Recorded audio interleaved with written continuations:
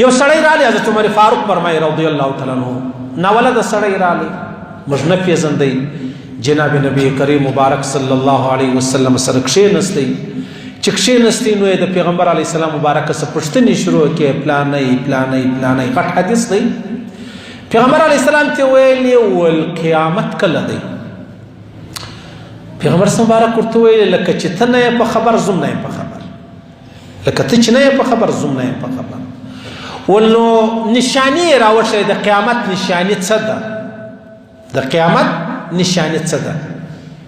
پیغمبر علیه السلام مبارک دوې نشانې وروښولې یوه نشانې دا وروښوله ویلې چې څه به کېږي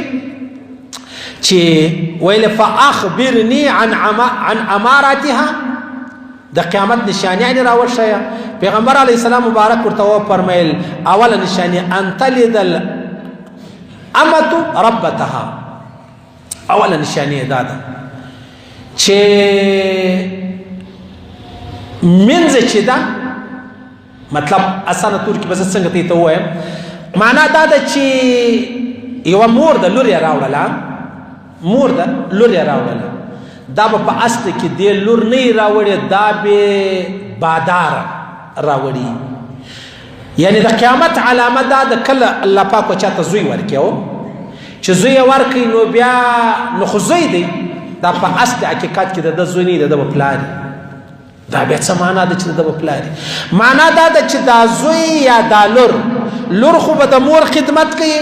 د مور د به اوري د مور د به مني زوی به د پلار خدمت کوي د پلار د به اوري د پلار خدمت چې دی هغه به ترسره کوي اوس به دلته دغه زوی د پلار چمونه کوي زوی به د پلار چمونه کوي لور به د مور چمونه کوي لور به و مور ته وایي چې موره ورسه پلانه کار وکړه ما ته ډوډۍ را تیاره کړه زما ډوډۍ را پخه کړه زما کالي را پرینځه زما کپړې چې دی هغه را استري کړه راوتو کړه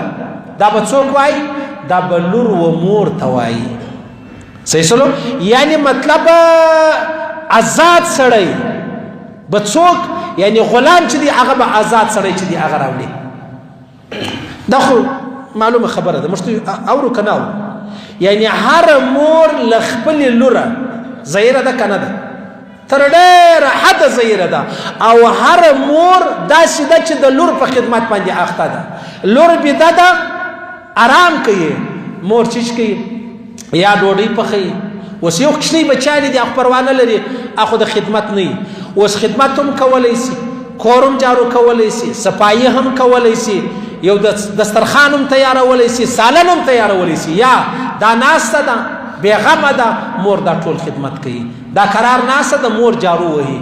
دا قرار ناسته ده مور چې د هغه سالن پخوي دا قرار ناسته ده مور دسترخوان تیاروي دا قرار ناسته ده مور چې د هغه د کور کپړې پرینځي دا د قیامت لویه علامه ده نشانه ده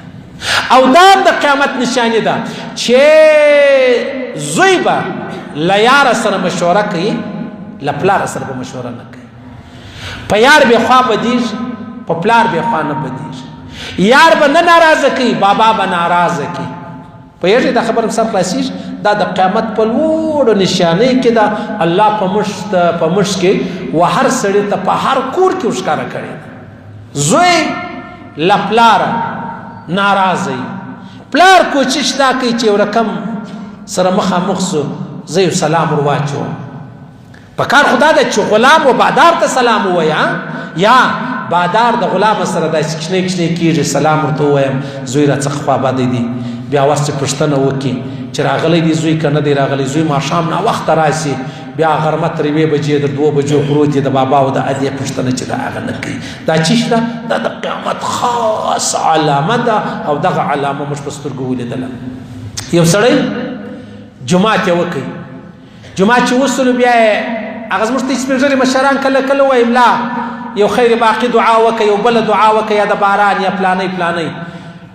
یو سړي و مولوي صاحب ته وویل سلام چې وګرځه دعا وسول مولوي صاحب ته یو دعا خو وکړه هغه ویل حاجي صاحب چیش دعا خو مو وکړله ول دا دعا وکړه چې الله پاک زما زامن را تباه و برباد کړي در په درې کړي کور یې الله ور خراب کړي دغه یوه دعا نه بله وکړه اجتماعي دعا پوهېږئ اوس دې اولاد کړي څه و چې بابا دې ځای ته رالی مجبوره سولو بابا خو د کور خبره تر ډېره حده پټه کړې یې دلته بابا په اجتماع کې وایي مولوي صاحب یو بله دعا وکړه چې الله زما اولاد را تباه کړي الله زما اولاد را در په دره کړي ما ته وختي دا خبره کړې وله یو مشر سپین ږیری سړی و زما مقتدی و وفات شو الله دې احسان ورسره وکړي والمولوي صاحب زموږ یو ملګری و ډېر ښه ملګری و د هغه اووه که زامنو که شپږ ځوانان زامنو چا پوښتنه ځینې وکړله ول پر دنیا یو ارمان لرې ول و یو ارمان لرم ول څه ارمان لرې ول دغه زما د زامنو جنازې ووینم دغه یو ارمان پر دنیا لرم نو د الله رسول فرمایي دا د قیامت په لوړو نشانۍ کې ده په لوړو علامو کې ده او دا په موږ باندې الله پاک ولیدله دویمه علامه څه ده دویمه علامه دا ده پیغمبر علیه الصلاة والسلام مبارک هغه سړي پوښتنه وکړه ویلې ول قیامت خو نه دی در معلوم نشانیان یې راوښیه پیغمبر صلی مبارک ورته وفرمایلې هغه ده وان ترى الحفاة العراة العالة رعاء الشاء يتطاولون في البنيان ویلې پیغمبر صلی مبارک ورته ویلې یو سړی به په تن باندې کپړې چې دي هغه نه لري یو سړی به په پښو کې چوټې چې دي هغه نه لري یا ګوټونه یا چپلي او دویمه خبره دا ده چې پر تن به کپړې نه لري په پښو کې به چوټې نه لري پر تن به کپړې نه لري کې لري هغه خسته کپړې چې ماجه ځان په بچاو کړی دی او دریم دا شپانه به شپانه نو بیا ول دغه بلډینګان دا بازارونه د دې مطلب وسب الله ودته ورکړي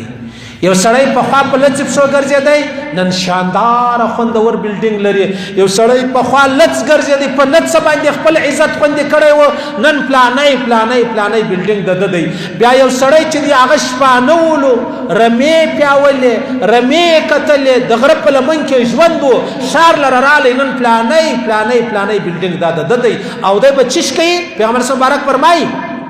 یتطاولون فی البنیان مقابله بکوي زما بلډینګ تر پلانی ډیر بالا دی شاندار دی خوندور دی دا د قیامت په لوړو علامو کې ده د بخاري او د مسلم حدیث دی اوس دا خبره خو سره منئ چې یو سړی په خوا مزدور یو سړی په خوا په نڅ باندې مزدوري کوله بیا راتلی یو سړی داسې په پښو کې به چوټې نه درلودې دا سپین ږیرو مشران پوښتنه وکړي بیا یې درښایي دا پلانی یا خان دی یا ملک دی یا سردار دی یا پلانی دی دا چیز کړي وو دا نو وایي د مطلب پخوا هېڅ نه درلودو نن ټوله دنیا چې د هغه د ده سوله اوس دا سړی کاروباري سلو رالی الله دنیا ورکړه او بیا د خلکو سره مقابلې کوي په بلډینګانو کې دا د قیامت غټه علامه ده یو ورځ حضرت عمر فاروق رضی الله تعالی فرمایي ما ته پیغمبر علیه السلام ول هغه سړی دې وپېژندی چا بل ورځ راغلی و مالیا نه مې دې پېژندلی ول دا جبرائیل امین علیه السلام راغلی دا ما او دا مجلس سره کوي و تاسو ته دین و اسلام چې دی هغه درښوي اوس دا خبره خو به منئ چې چا هېڅ نه درلود نن د بلډینګانو مالکان دی دا خو به منئ چې هر څه یې درلودو نن د کرایې په کورو کې پټ غلی دی ناست دا چیش دی دا د قیامت غټه علامه ده سبحان الله الله اکبر د قیامت دغه علامه خو نو شاید موږ ته خو نو ډېر کم داسې یو چې دغه نشاني دي یا موږ لیدلې یا موږ مطلب موږ دې نه یې لیدلې الله پاک په موږ ته باندې ولیدله دا علامه او دا خوندوره علامه ده د قیامت او دا بیا ډېر کم اصل خلک هم یې کمینه هم یې بس دا بیا غټ سر اسمان ته ونسي بیا یې سر نه راګرځي چې یاره دا پلانی خان و ملک مه کوه یاره شپانه نه وې تا په پښو کې به چوټې نه وې پلاني حاجي صاحب خپلې نه در وکښلې ستا په غاړه کې کمیس نه و پلاني حاجي صاحب د کور خپلې استعمالي کپړې نه کېدار و نن څنګه کیسه شوه نن د قیامت علامه سو نور یو شی نسته